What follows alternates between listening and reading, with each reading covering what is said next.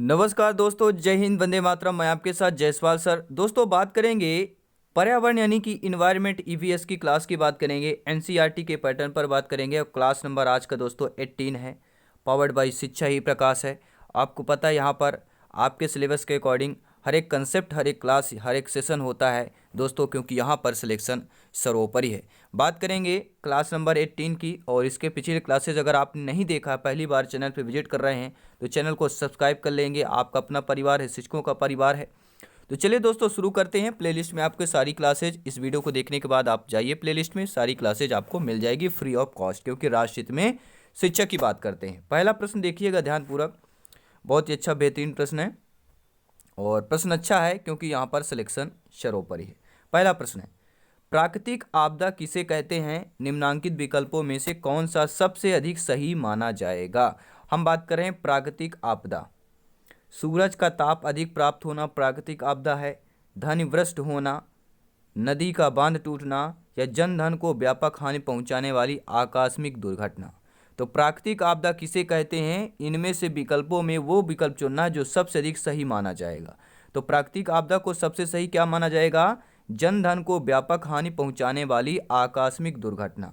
और दोस्तों ये आपके 3 से लेके 10वीं तक, ठीक है, थर्ड से लेके 10th तक के बुक का पूरा कलेक्शन यहाँ पे कंप्लीट किया गया है, क्योंकि हम 8 तक की बात नहीं करते, हम 10 तक का पूरा सिलेबस लेके चल रहे हैं, क्योंकि सिलेक्शन सर्वोपरि है। कितना भी क्वेश्चन हार्ड कर लीजिए, कहीं से भी पूछा जाएगा, लेकिन यहाँ पे सिलेक्शन बिल्कुल 101% प्योर एंड श्योर होगा। तो चलिए दूसरा प्रश्न देखते हैं। इनमें कौन विस्तृत क्षेत्र को प्रभावित करने वाली आपदा है?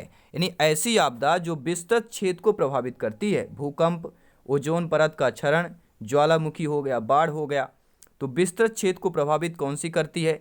देखिए भूकंप हो गया, भूकंप किसी इलाका में आता है। ज्वालामुखी, बाढ़, ये जहाँ आएगा वहाँ पर प्रभावित करेगा। लेकिन ओजोन परत का क्षरण, जी हाँ दोस्तों, ओजोन परत का क्षरण एक ऐसा आपका विस्तृत क्षेत्र से प्रभावित करने वाली आपदा है, आपका ओजोन परत का क्षरण। ये पूरे विश्व में प्रभावित करेगा। ठीक है दोस्तों, अब देखते हैं दोस्तों अगला प्रश्न। आपदा प्रबंधन किसे कहते हैं? भूकंप को कहते हैं, सुनामी उत्पन्न होने देने को कहते हैं, या प्राकृतिक आपदाओं के दुष्परिणामों को कम करने के उपाय को, या स्वच्छ पेयजल का प्रबंधन करने को। तो आपदा का प्रबंधन यानी जो आपदाएं आती हैं उसको निपटने के लिए, ठीक है, सुचारू रूप से प्रबंध करना, ठीक है, व्यवस्था करना। तो प्राकृतिक आपदाओं के जो दुष्परिणाम आते हैं उनको कम करने का उपाय किए जाना ही आपदा प्रबंधन कहलाएगा। सी ऑप्शन दोस्तों सही हो जाएगा। बहुत बहुत धन्यवाद। ये बहुत दोस्तों प्रश्न पूछा गया एनसीईआरटी में, कई बार यहाँ पे देखा गया टीटी एग्जाम में कि बिहार में भूकंप कब आया था। बिहार में एक बहुत ज़्यादा भूकंप आया था 1934 में, 94 में, 8 में, 97 में। दोस्तों बिहार एक राज्य है, सभी लोग जानते हैं। भूकंप बाढ़ से प्रभावित ज़्यादा रहता है। अगर आता है कि बाढ़ से प्रभावित सर्वाधिक अगर भारत देश में राज्य है वह बिहार नंबर 1 पे आता है। और भूकंप की बात करते हैं तो 1934 की एक कहानी है। इस घटना, ये बहुत ही दुखद घटना है। और इन 1934 में 15 जनवरी को 8.5 तीव्रता भूकंप आया था। उस समय बिहार में 7,153 और नेपाल में 8,519 लोगों की मौत हुई थी। और बिहार का मुंगेर और नेपाल का भटगांव शहर पूरी तरह से बर्बाद हो गया था। बिहार का जो मुंगेर जिला है और नेपाल का भटगांव, ये पूरी तरह से दोनों शहर बर्बाद हो गए थे। अगला प्रश्न है, इनमें से कम विनाशकारी आपदा कौन सा है? कम विनाशकारी आपदा भूस्खलन, सुनामी, बाढ़, सूखा। देखिए दोस्तों सूखा अगर पड़ जाता है तो ये विनाशकारी कम तो नहीं होगा। बाढ़ भी सर्वाधिक होता है, सुनामी भी सर्वाधिक होता है, लेकिन भूस्खलन जैसे होता है, जैसे उत्तराखंड में हो गया, आप लोग देखते होंगे, ठीक है, पहाड़ से भूस्खलन हो गया तो उतना कम होता है, विनाशकारी होता है लेकिन कम रूप में आपका होता है भूस्खलन में। बाकी सुनामी, बाढ़ में, सूखा में अत्यधिक रूप में होता है। और यही पूछा गया कि कम विनाशकारी आपदा आपका यहाँ पे भूस्खलन हो जाएगा। अगला प्रश्न है दोस्तों, अगर सिलेक्शन पाना चाहते हैं तो एक बार वीडियो को अवश्य लाइक करें। ये आपका अपना परिवार है, लाइक एक सपोर्ट होता है, ये अपने परिवार को सपोर्ट करने का एक नज़रिया है, ठीक है, एक उद्देश्य है आपका, आप भावी अध्यापक अध्यापिकाओं का, कि इस परिवार को कितना ज़्यादा आपका स्नेह और प्रेम मिल रहा, सहयोग मिल रहा है दोस्तों, ठीक है। बंगाल की खाड़ी का चक्रवात किन महीनों में भयानक होता है? अगर हम बात करें बंगाल की खाड़ी का जो चक्रवात होता है वह किन महीनों में भयानक होता है? मई जून में, जून जुलाई में, अगस्त सितंबर में, अक्टूबर नवंबर में। तो बंगाल की खाड़ी का चक्रवात दोस्तों अक्टूबर नवंबर में क्या होता है आपका, ये भयानक हो जाता है। अब आप लोगों को कमेंट के माध्यम से बताना है कि अक्टूबर नवंबर में ही भयानक क्यों हो जाता है। जैसे ही सर्द का मौसम होता है तो ये भयानक रूप ले लेता है, भयावह रूप ले लेता है। बाढ़ प्रबंधन में किस बात पर सबसे अधिक ध्यान देना चाहिए अगर बाढ़ का प्रबंधन करना हो। ये थोड़ा बहुत छोटे छोटे कीवर्ड हैं, इनको ध्यानपूर्वक देखिएगा। बाढ़ प्रबंधन किस बात पर सबसे अधिक ध्यान देना चाहिए। नदी को जल को दूषित होने से बचाना, नदी के दोनों ओर तटबंधों का निर्माण होना, नदी पर मजबूत पुल बनाना और नदी के दोनों ओर घनी बस्तियां बसाना।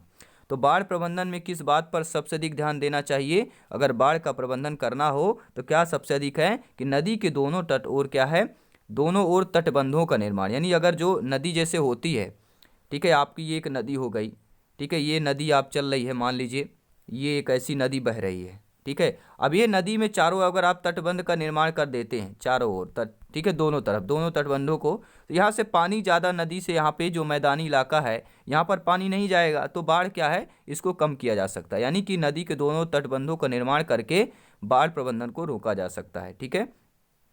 अब देखते हैं दोस्तों अगला प्रश्न, इनमें से कौन जो भारत का सूखा क्षेत्र माना जाता है।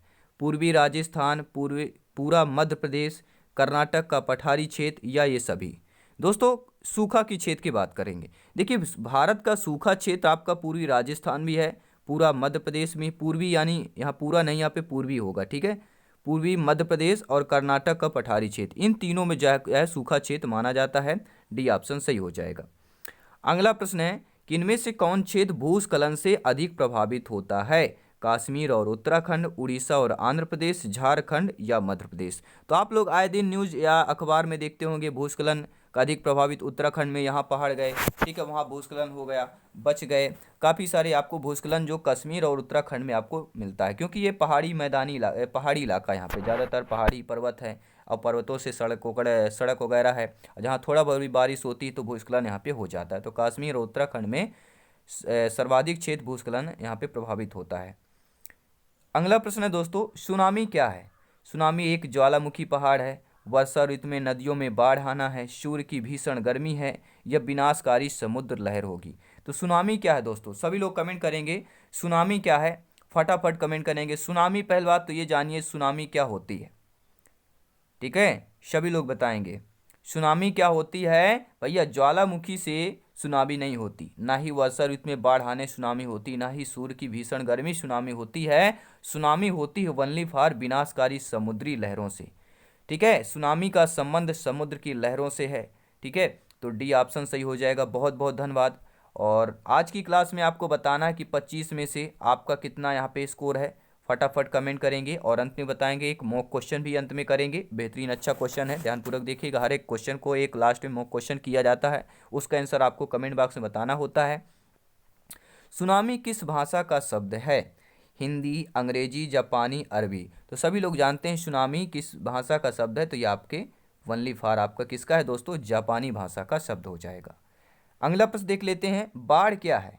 बाढ़ एक प्राकृतिक आपदा है, मानव जनित आपदा है, सामान्य आपदा है, इनमें से। देखिए प्राइमरी लेवल की बात करते हैं, ठीक है, प्राइमरी लेवल में आपका जो है इसी में प्राथमिक जो आपका टीटी एग्जाम होता है प्राइमरी लेवल में इसी टाइप के प्रश्न पूछे जाते हैं, ठीक है, ध्यानपूर्वक देखिएगा, बहुत इंपॉर्टेंट ये सेशन है, क्लास भी है।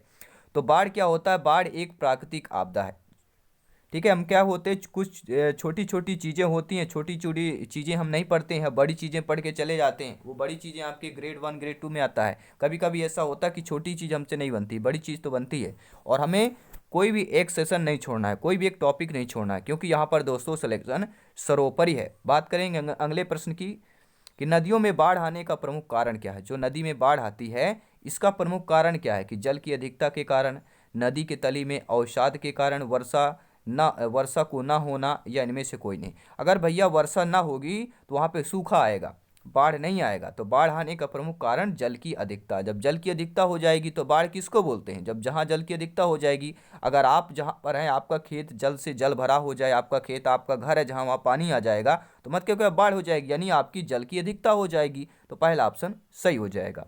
और जल की अधिकता कब होती है, या कोई बांध टूट जाए, या कोई, ठीक है, नदी बढ़ जाए। नदी कब बढ़ेगी, जब बारिश होगी, ठीक है। चलिए अगला प्रश्न देखते हैं। कुशहा तटबंध जो है किस नदी पर है, गंडक, कोसी, दामोदर, गंगा। तो कुशहा एक तटबंध है दोस्तों, यह किस नदी पर बना हुआ है? तो कुशहा तटबंध दोस्तों आपके कोसी नदी पर बना हुआ है। ठीक है, बिहार का शोक किस किस नदी को बोलते हैं? पिछला ये मॉक क्वेश्चन भी था आपका। बिहार की बिहार की जो है बड़ी त्रासदियों में से एक त्रासदी कौन सी है? भूस्खलन, चक्रवात, बाढ़, सुखाड़। सुखाड़ यानी कि सूखा। ठीक है, तो बिहार की बड़ी त्रासदियों में से एक त्रासदी सबसे बड़ी आती है जो हम बाढ़ की बात कर देते हैं, जल भराव की बात करते हैं। अगला प्रश्न है, भाखड़ा नांगल बांध किस नदी पर है? नर्मदा, कृष्णा, कावेरी, सतलज। सभी लोग कमेंट करेंगे, सभी लोग कमेंट करेंगे, फीडबैक करेंगे, और कमेंट बॉक्स आपको पुकारता है, हमेशा पुकारता है, क्लास में पुकारता है कि भैया मेरे को भी कोई बताइए, मेरे को कमेंट कीजिए, मैं खाली रहता हूँ, इसको भरिए। कमेंट बॉक्स दोस्तों बुलाता है और कहता है। ठीक है, तो उसकी जो कह रहा है उसका ज़रूर अवश्य सुने। ठीक है, तो भाखड़ा नांगल जो बांध है दोस्तों किस नदी पर है? नर्मदा, कृष्णा, कावेरी, सतलज। सभी लोग कमेंट करेंगे, फीडबैक। बहुत बहुत धन्यवाद। अगर बांध की बात करते हैं भाखड़ा, तो आपके किस में आ जाएगा? आपके सतलज में आएगा, डी ऑप्शन सही हो जाएगा। अगला प्रश्न है, पश्चिम बंगाल में बाढ़ की विभीषिका वाली कौन सी नदी है? विभीषिका मतलब होता है अत्यधिक।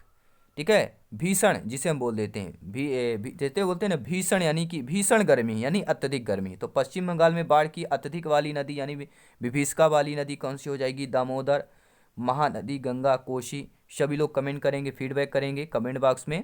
तो राइट ऑप्शन दोस्तों यहाँ पे क्या हो जाएगा? दामोदर की बात करेंगे, पहला ऑप्शन सही हो जाएगा। सतलज नदी पर कृत्रिम जलाशय बनाया गया है। जो सतलज नदी है उस पर कृत्रिम जलाशय की बात कर रहे हैं। तो कृत्रिम जलाशय सरदार सरोवर बनाया गया है, पंत सागर, गोविंद सागर या नागार्जुन सागर बनाया गया है। तो सभी लोग कमेंट करेंगे, कृत्रिम जलाशय बनाया गया है। कृत्रिम जो जलाशय है दोस्तों वह किस पर बनाया गया है? गोविंद सागर। क्या है कृत्रिम जलाशय सतलज नदी पर? उसका नाम है गोविंद सागर बनाया गया है। गोविंद सागर हिमाचल प्रदेश के बिलासपुर जिले में स्थित मानव निर्मित एक झील भी है। इसका नाम सिखों के दसम गुरु गोविंद सिंह के नाम पर रखा गया। यह झील सतलज नदी पर भाखड़ा बांध के निर्माण के कारण बनी थी, और यह झील भारत के नक्शे पर सर्वोच्च स्थान भी रखती है। आपका कौन सी झील दोस्तों? गोविंद सागर हिमाचल के बिलासपुर जिले में स्थित मानव निर्मित झील है। ठीक है, बहुत बहुत धन्यवाद। अब देखते हैं अगला प्रश्न। मालाखत में से किस नदी को बिहार का शोक कहते हैं?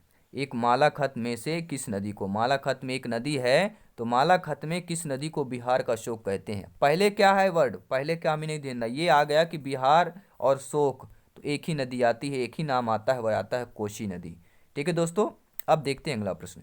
सुखाड़ यानी कि सूखा किस प्रकार की आपदा है? प्राकृतिक, मानव आपदा, समान आपदा है, या इनमें से कोई नहीं? तो सूखा जो आपका सुखाड़ होता है यह भी आपका क्या है? प्राकृतिक आपदा कहला जाएगी। ठीक है, बहुत बहुत धन्यवाद दोस्तों वीडियो लाइक करने के लिए, शेयर करने के लिए। आपका अपना परिवार है।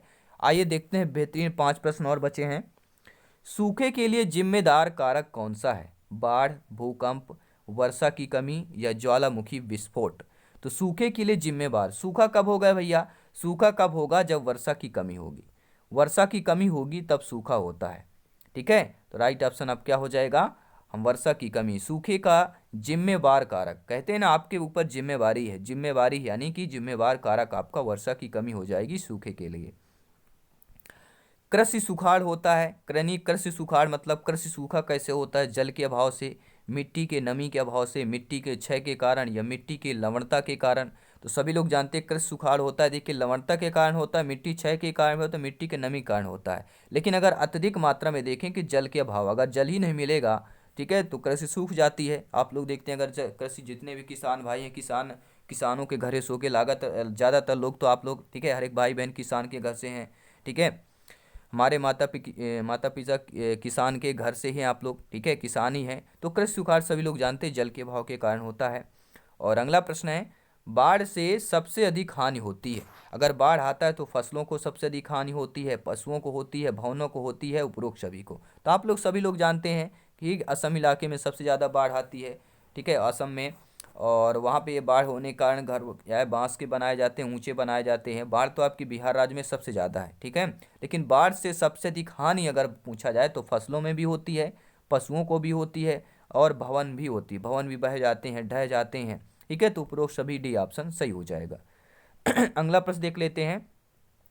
सूखे की स्थिति किस प्रकार आती है, यानी सूखा का जो स्थिति आती है वह अचानक आ जाती है, पूर्व सूचना के अनुसार आती है, धीरे धीरे आती है, या इनमें से कोई नहीं। तो सूखे की स्थिति कब आती है या किस प्रकार आती है, तो दोस्तों सूखा की स्थिति क्या है, धीरे धीरे, अचानक नहीं आती। अचानक आपके ज्वालामुखी हो गया, भूस्खलन हो गया, भूकंप हो गया, ये चीज़ें अचानक आती है।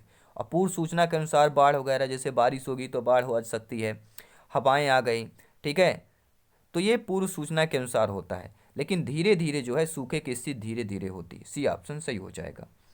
अब देख लेते हैं अगला प्रश्न है, ध्यानपूर्वक देखिएगा, बहुत अच्छा प्यारा सा प्रश्न है, ध्यानपूर्वक देखिएगा। और आपका कमेंट, आपका फीडबैक चाहेंगे। जायसवाल सर चाहते हैं आज की क्लास में आपका 25 में से कितना स्कोर है, सभी लोग कमेंट बॉक्स में बताएंगे। और बेहतरीन अच्छी क्लास है, इतनी कठिन भी नहीं थी, इतनी और सरल भी नहीं थी। कुछ क्वेश्चन कठिन में, कुछ सरल थे, कुछ समान थे, यानी 20+ आप यहाँ पे नॉर्मल तौर पर ला सकते हैं, ठीक है। क्योंकि यहाँ पे 3 से लेके 10th, जो आपके 3rd से लेके 10th क्लास तक के यहाँ पे NCERT का पूरा निचोड़ ला गया है। और हर एक क्लास वहाँ पे निचोड़ ही होती है, क्योंकि यहाँ पर सिलेक्शन सर्वोपरि है, पावर्ड बाय शिक्षा ही प्रकाश है। बात करेंगे किस क्षेत्र में जाड़े के दिनों में बाढ़ से ग्रस्त होने की आशंका है। भैया हमने देखा कि जो बसंत ऋतु आती है, सावन जैसे आता है, बारिश होती है, ठीक है, उस पर ज़्यादा होता है बाढ़। लेकिन जाड़े के दिन यानी कि ठंड के मौसम में भी बाढ़ग्रस्त होने की आशंका किस राज्य में होती है, किस क्षेत्र में होती है। केरल में, तमिलनाडु में, बिहार में, असम में। आप लोग देखे होंगे ठंड का मौसम चल रहा है, इसके 1-2 महीने से बाढ़ की स्थिति कहाँ पर आई थी, अभी आप सुने होंगे। तो बाढ़ की स्थिति कहाँ पर आती, तमिलनाडु, यानी समुद्र के तटीय इलाके में अगर सुनामी वगैरह आती है, ठीक है, ज्वार भाटा, ये मौसम हवाएं चलती हैं, तो वहाँ पे बारिश हो जाती है, तो तमिलनाडु राज्य हो जाएगा। यानी कि ठंड के मौसम में भी आपके तमिलनाडु राज्य में क्या होता है दोस्तों, बाढ़ग्रस्त होने की आशंका रहती है। अब ये आ गया मॉक क्वेश्चन, भैया आ गया है मॉक क्वेश्चन। और ये मॉक क्वेश्चन का आपका आंसर आपको कमेंट बॉक्स में बताना है कि निम्नलिखित में से कौन सा राज्य सूखे से सर्वाधिक ग्रस्त है। हम बात कर रहे हैं सूखे से सर्वाधिक राज्यग्रस्त आपका पंजाब है, उत्तराखंड है, बिहार है, या मध्य प्रदेश है। अब आपको कमेंट के माध्यम से बताना है, कमेंट के माध्यम से बताना कि कौन सा राज्य सूखे से सर्वाधिक ग्रस्त है, पंजाब, उत्तराखंड, बिहार, मध्य प्रदेश।